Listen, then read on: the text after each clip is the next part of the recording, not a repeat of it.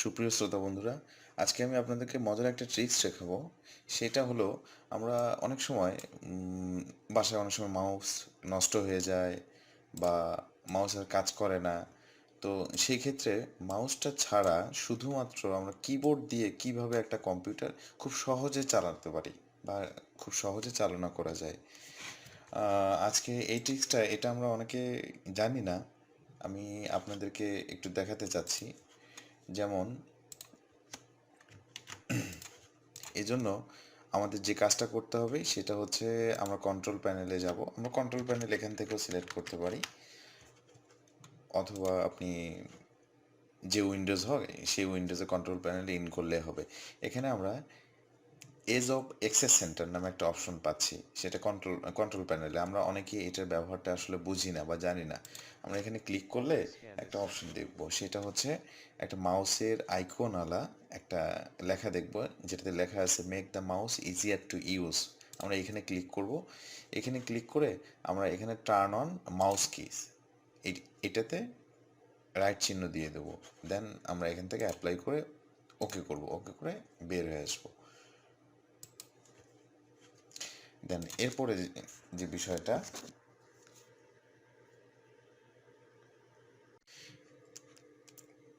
সেটা হলো, আমরা এই যে যেমন আপনার কিবোর্ডের নামলক বাটনটা জ্বলতেছে, এরপরে 7 8 9 4 6 1 3, এই যে বাটনগুলো চতুর্পাশে যে আমরা নিউমেরিক নাম্বারগুলো দেখতেছি 5 ছাড়া, এই সবগুলোকে আমরা মাউস হিসেবে আমরা ব্যবহার করতে পারি। আমরা যদি দেখি, আমরা হচ্ছে 4-এ চাপ দেই, তখন দেখেন এটা লেফটে সরে যাচ্ছে।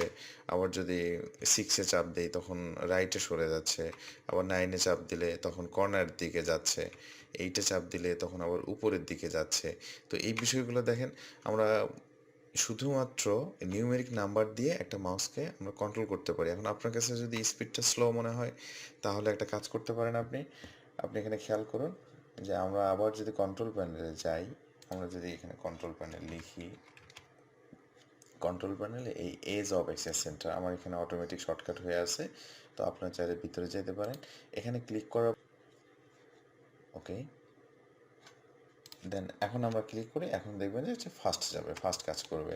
সাপোজ এখন আমরা তো মাউসের কার্সর এদিক ওদিক সরাতে পাচ্ছি, কিন্তু আসলে আমরা রাইট বাটনের যে কাজগুলো, লেফট বাটনের যে কাজগুলো, সেগুলো কিভাবে করব সেগুলো দেখেন। যদি প্লাস সাইনে আমরা ক্লিক করি,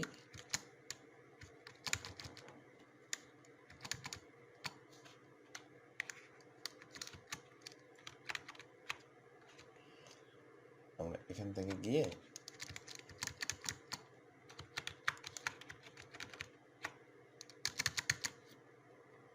তো এটাতে আমরা যদি ক্লিক করি, ইন্টার ক্লিক করি, তাহলে আমাদের হচ্ছে টেস্ট নামে একটা ফোল্ডার ক্রিয়েট হয়ে গেল। তো ওকে বন্ধুরা, আমরা যে কাজটা করলাম, আসলে একটা মাউস ছাড়া আমরা একটা একটা শুধুমাত্র কিবোর্ড দিয়ে একটা পুরো কম্পিউটার কিভাবে চালনা করা যায়, এর মানে এমন করে আপনি মাই কম্পিউটারে গিয়ে মাই কম্পিউটার ওপেন করতে পারেন এজ ইউর উইশ। এখন আমরা এই কন্ট্রোল প্যানেলে গিয়ে যে জিনিসটা দেখেছি, সেম জিনিসটা আমরা শুধুমাত্র একটা শর্টকাট কি অবলম্বন করে এই কাজটা করতে পারি। Shortcut key? শর্টকাট দেখেন, অল্টার, এই অল্টার বাটন, শিফট বাটন, দেন হচ্ছে নামলক। ওকে, অল্টার শিফট নামলক। আমরা এটাতে কাজ করলে একটা একটা সাউন্ড হবে, বিফ করে একটা সাউন্ড হবে, তখন আপনার ইনপুটটা চেঞ্জ হয়ে যাবে। আবার অল্টার শিফট প্রেস করে আবার নামলকে প্রেস করলে তখন আবার কাজ করা শুরু করবে। তো ওকে বন্ধুরা, আশা করি এই যে একটা ট্রিক্স, ভিন্ন টাইপের একটা ট্রিক্স, আশা করি আপনাদের অনেক সময় অনেক কাজে হেল্প করবে। হঠাৎ করে আমাদের বাসায় অনেক সময় মাউস থাকে না, বা মাউসটা হঠাৎ নষ্ট হয়ে যায়।